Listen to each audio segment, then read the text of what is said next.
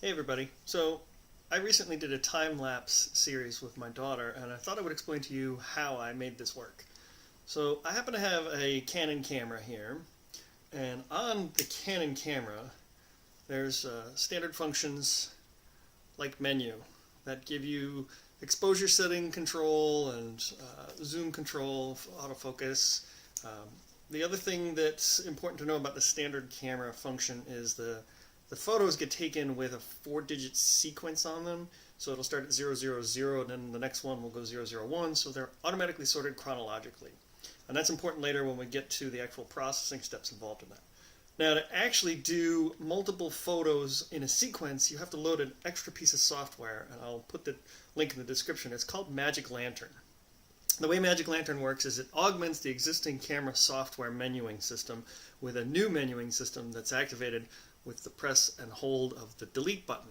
So there's Magic Lantern. I don't know if you'll be able to see the settings, but the link to the firmware will give you directions. But within here, there's some key features, and I use some of these for my astronomy work too. There's one called intervalometer.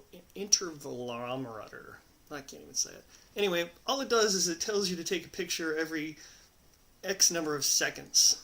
And the way I used it with the time-lapse photo was we took a photo every 2 seconds. So every 2 seconds it would just take the same exact photo. So you set it up on a tripod, and we had it pointed up like this. And if you have a keen eye, you'll notice that it would constantly zoom. So I think every time it took a photo, the clicking action of the camera would actually force the zoom lens to fall down a little bit. And so it was constantly zooming in. So my daughter was compensating by zooming it back out. So beware of those kinds of things. You can put a piece of tape to hold it so that it doesn't sag. Essentially, that's all we did for the photos. And we took lots and lots of them. And I think my daughter had the statistics for how many photos it took. And I think it was about 7 hours in total of actual puzzle assemble time.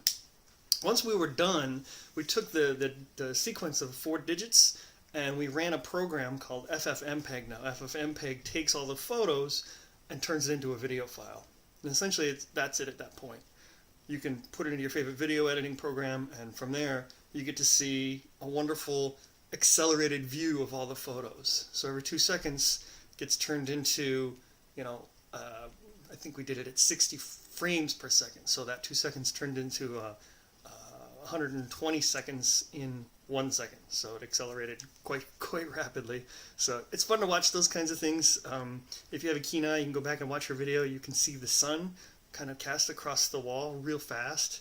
I think it's a total of like 3 seconds, but it's neat. So go try this out if you have a Canon camera. Magic Lantern is super awesome. Check out some of my other videos. There's animations in there. You can actually use this for a bulb timer, so you can take long exposures and take lots of them over time and then just walk away. So it's a really neat piece of software. So go have fun.